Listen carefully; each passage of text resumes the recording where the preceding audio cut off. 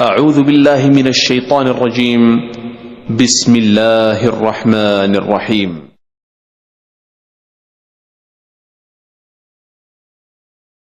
بسم الله الرحمن الرحيم. الحمد لله رب العالمين، وصلى الله وسلم وبارك على عبده ورسوله محمد وعلى آله وصحبه أجمعين وعلى من تبعهم بإحسان إلى يوم الدين. أما بعد، امام الذهبی رحمہ اللہ نے اپنی کتاب الکبائر میں 12واں گناہ ذکر کیا ہے، کبیرہ گناہ کہتے ہیں الکبیرۃ الثانیۃ عشرہ، 12واں گناہ ہے الزنا وبعضہ اکبر اثما من بعض، کہتے ہیں زنا کاری، اور ہر زنا ایک درجے کا نہیں ہے، بعض زنا کی شکلیں دوسری شکلوں سے زیادہ خراب اور زیادہ خطرناک ہیں۔ امام ذہبی رحمہ اللہ نے سب سے پہلے قرآن کی آیت کریمہ نقل کی، کہا اللہ عز و جل نے وَلَا تَقْرَبُوا الزِّنَا إِنَّهُ كَانَ فَاحِشَةً وَسَاءَ سَبِيلًا، جیسے ہی کوئی مرد یا عورت بالغ ہوتے ہیں ان کے اندر خواہشات پیدا ہوتے ہیں، اسلام اس کے خلاف نہیں ہے، اسلام ایک فطری دین ہے۔ اسلام یہ نہیں کہتا کہ آپ دیندار ہیں تو آپ کے اندر خواہش ہی نہیں ہوگی، ایسا نہیں ہے۔ کوئی عالم ہے تو اس کے اندر خواہش نہیں ہوگی، ایسا نہیں ہے۔ ہر مرد کے اندر عورت کی خواہش ہوتی ہے، ہر عورت کے اندر مرد کی خواہش ہوتی ہے، یہ فطری چیز ہے۔ جیسے انسان مال کی چاہت رکھتا ہے، اسی طرح خواہشات بھی اس کے اندر پائی جاتی ہیں۔ اسلام یہ کہتا ہے کہ آپ ان خواہشات کو صحیح راستے سے پورا کر سکتے ہیں، اور وہ راستہ نکاح ہے۔ نکاح میں جلدی کرو اور نکاح کے راستے سے اپنے خواہشات کو پورا کرو۔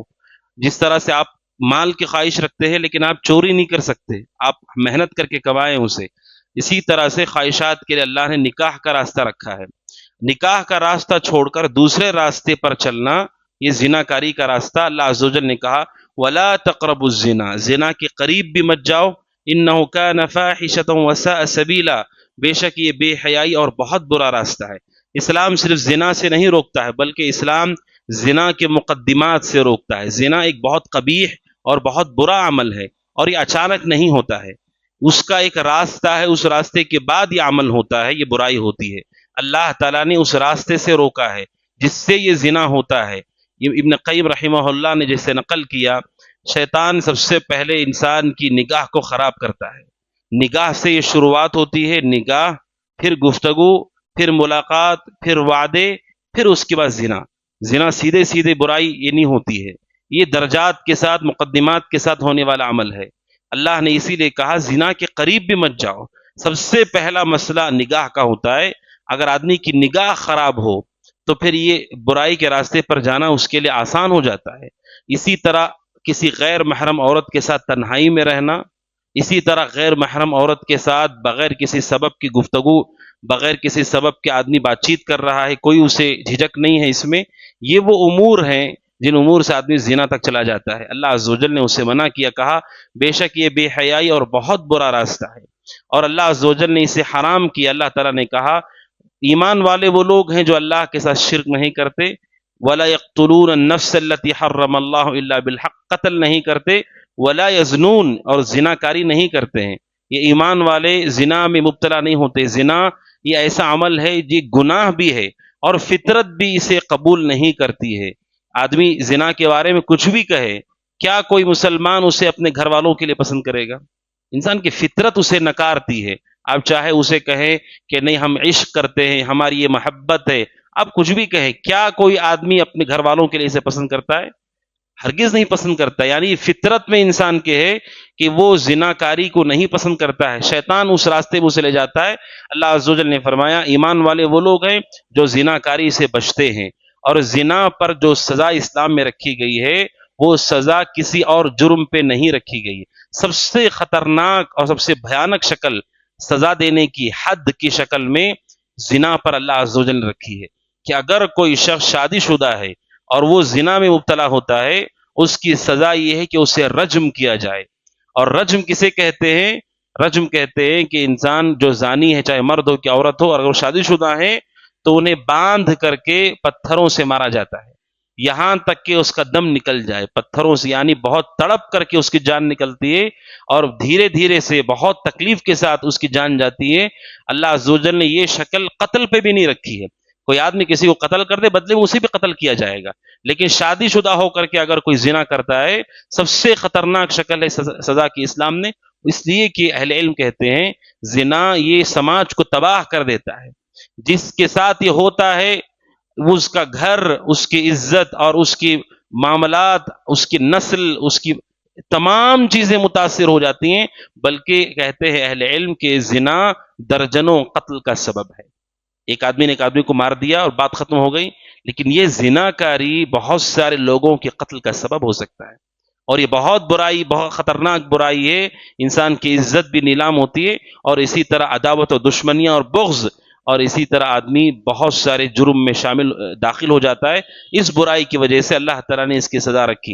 اور جو غیر شادی شدہ ہے، اللہ نے فرمایا الزانیۃ والزانی فاجلدوا کل واحد منہما 100 جلدہ، جو غیر شادی شدہ ہے، مرد عورت، اگر وہ ایک جرم کرتے ہیں 100 کوڑے ان کو مارنا چاہیے۔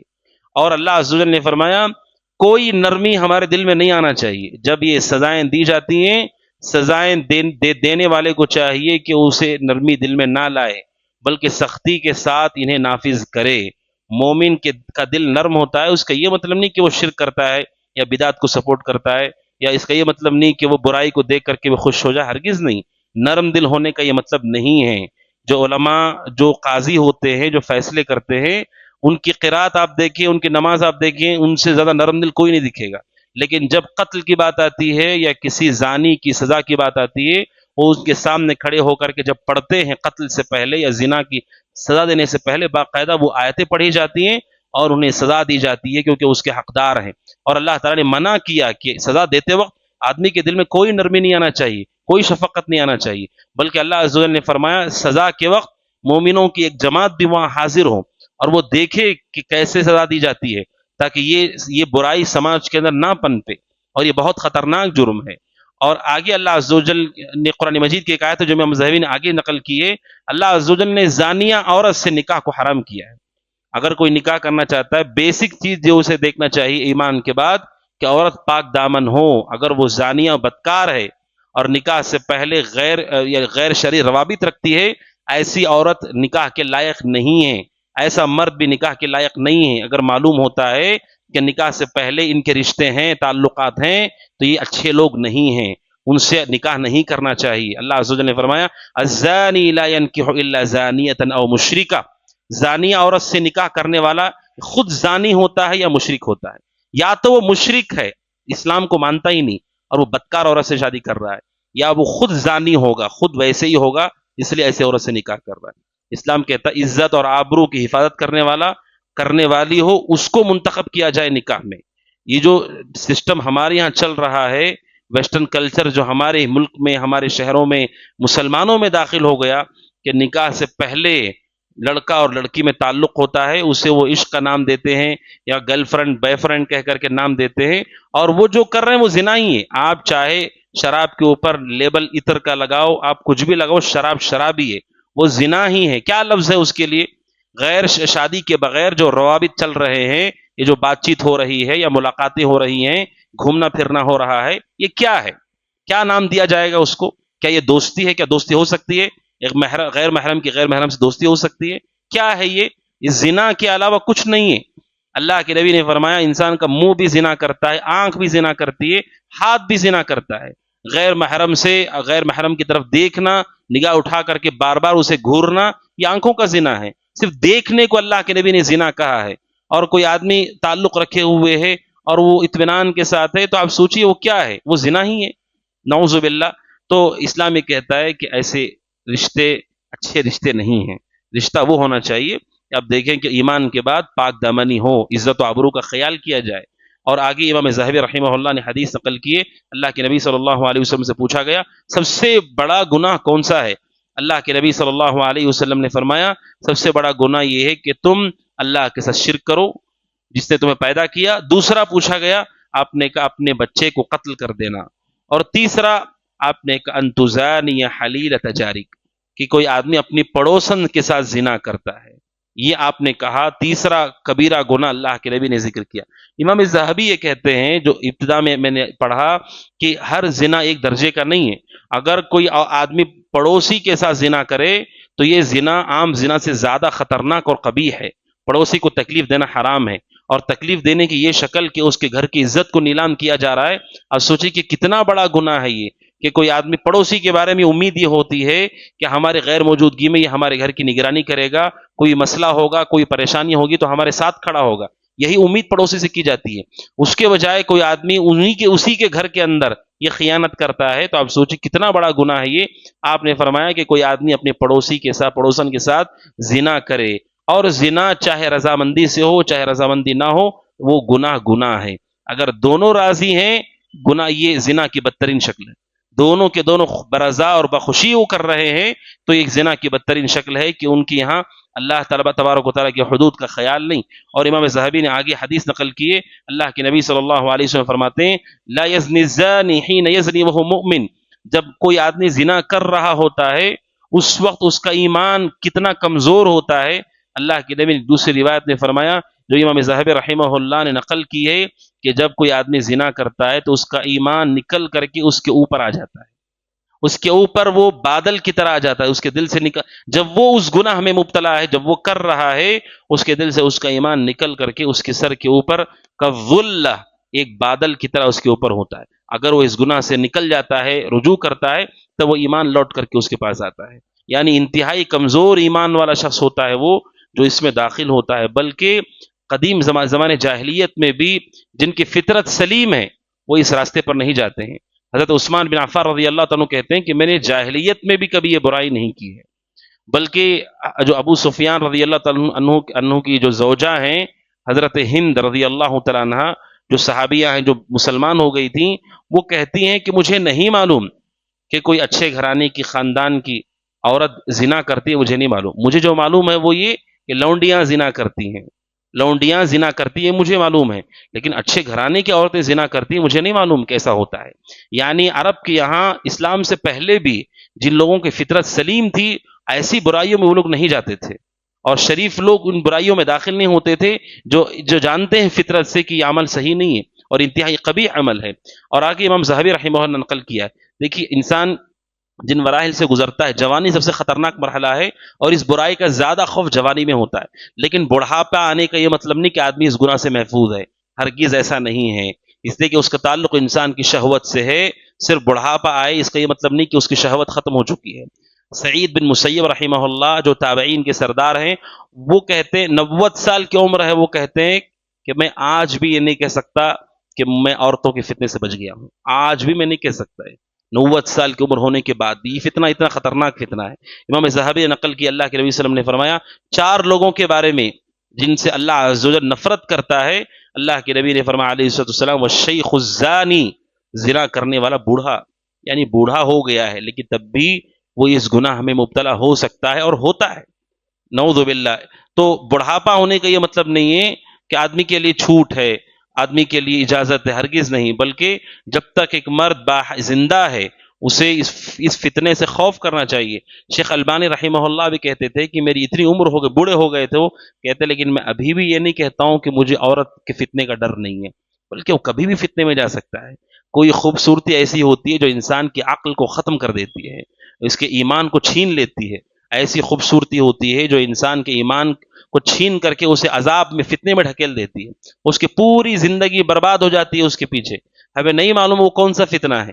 اس لیے کوئی بھی آدمی چاہے جوان ہو چاہے بوڑھا ہو وہ ڈرے کہ ہمیں نہیں معلوم کہ کون سا فتنہ آئے گا اور وہ اس میں پڑھ کر کے آدمی اس کے پیچھے جا کر کے اپنی زندگی تباہ کرے گا۔